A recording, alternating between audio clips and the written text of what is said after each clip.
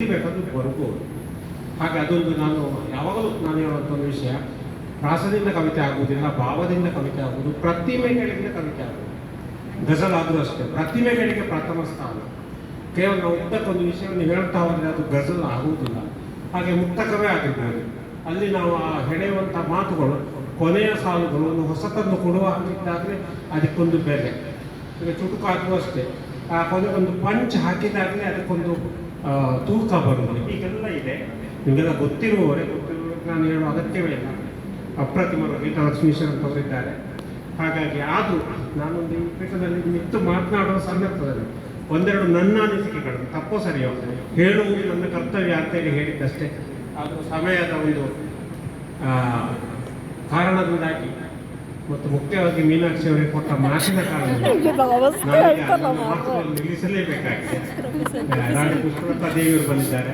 ಅವರು ಬಂದದ್ದು ನನಗೆ ಒಂದು ಉತ್ತಮ ಫಲ ಬಂದಿದೆ. ಯಾಕಂದರೆ ಅವರು ಹಾಡುವವರು ಕವನ ಇದರಿಂದ ಹೆಚ್ಚು ಅವರದ್ದು ಆರ್ಕೆಸ್ಟ್ರಾ ಟೈಪಿನ ಕಾರ್ಯಕ್ರಮಗಳನ್ನು ಓಡಿ ಬರ್ತಾರೆ.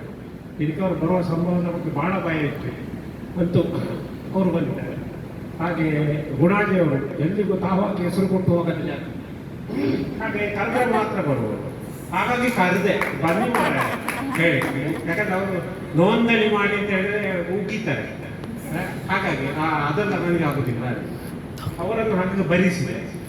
ಹಾಗೆ ಕೆಲವರನ್ನೆಲ್ಲ ಭರಿಸಿದೆ, ಕೆಲವರು ಬಂದವರನ್ನು ಸ್ವೀಕರಿಸಿದೆ. ಒಟ್ಟಿನಲ್ಲಿ ಇದೊಂದು ಕಳೆ ಚಂದ ಆಯಿತು. 50%ಗಿಂತ ಹೆಚ್ಚು ನಮ್ಮ ಯಾವತ್ತಿನ ಕೂಟ ಅಲ್ಲ ಇದು. ಯಾಕಂದ್ರೆ ನಮ್ಮದು ಕೂಟ ಇದೆ 4-5 ವರ್ಷದಿಂದ. ಅದರಲ್ಲಿರುವವರು ಅದೇ ಕೂಟ ಅಲ್ಲ, ಇದು ಒಂದು ಹೊಸ ಕೂಟ. ಹಾಗೆ ಮನ್ಸೂರು ಅವರು ನಮ್ಮ ಅತ್ಯಂತ ಆತ್ಮೀಯರು. ಅವರ ಹೆಚ್ಚಾಗಿ ಆರಂಭಕ್ಕಾಗುವಾಗ ಅವರಿಗೆ ಒಂದು ಕೇಸು ಬರೋದು, ಎಂಥ ಮರ್ಡರ್ ಕೇಸೋ ಇನ್ನೊಂದು ಕೇಸು, ಹಾಗೆ ಆಗುವ ಸಂದರ್ಭಗಳೇ ಜಾಸ್ತಿ. ಇವತ್ತು ಪುಣ್ಯಕ್ಕೆ ಆಗಲಿಲ್ಲ.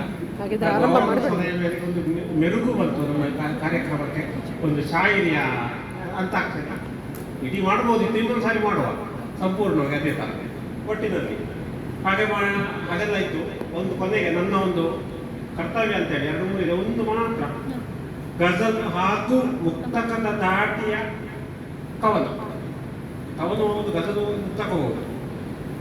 ಅಧಿಕ ಮಾಸದ ವಿಶೇಷ ಆಷಾಢದಲ್ಲಿ ಮುದವ ನೀಡುವ ವರ್ಷ ದಾರೆ ಕೂದೆ 2 ಸಾರಿ ಬರುತ್ತಿಲ್ಲ. ಹದವಾದ ಸೋನೆ ಮಳೆ ಬೀಳುತ್ತಿರುವಲ್ಲಿ ಸದರ ನಾಟ್ಯ ಮಾಡಿ ನಗದು ನೋಡಿ.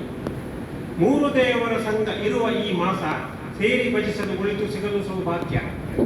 ಭೂರಿ ಭೋಜನ ಬೇಡ ಸತಿಸಂಗ ವಾಸ, ಹೀರು ಪಚನಕ್ಕೆ ಹಗುರ ವಿಹ ಕಾರ್ಯ ಹೊಂದಿ.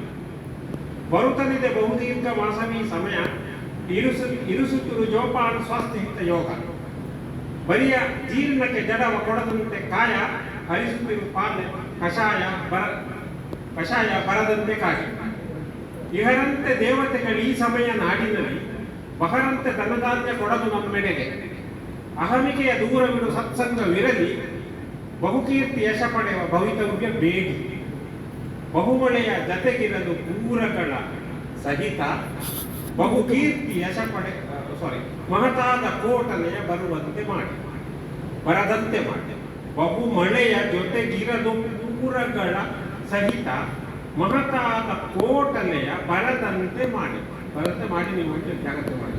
ಒಟ್ಟಿನಲ್ಲಿ ಒಂದು ಉತ್ತಮವಾದ ಕಾರ್ಯಕ್ರಮ, ಉತ್ತಮವಾದಂಥ ಅವಕಾಶ, ಉತ್ತಮವಾದಂಥ ಸಮಯ ಕಳೆದ ಈ ಸ್ಥಿತಿ ಇದು ಹೀಗೆ ಆಗಾಗ ಬರ್ತಾ ಇದೆ ಎಂಬ ಶುಭ ಹಾರೈಕೆಯೊಡನೆ ಬಿಬೇರಿಸಿದೆ. ಇದು ಮುಂದೆ ಹೀಗೆ ಬೇರೆ ಬೇರೆ ಗೋಷ್ಠಿಗಳನ್ನು ಮಾಡ್ತಾ ಇದ್ದೀವಿ.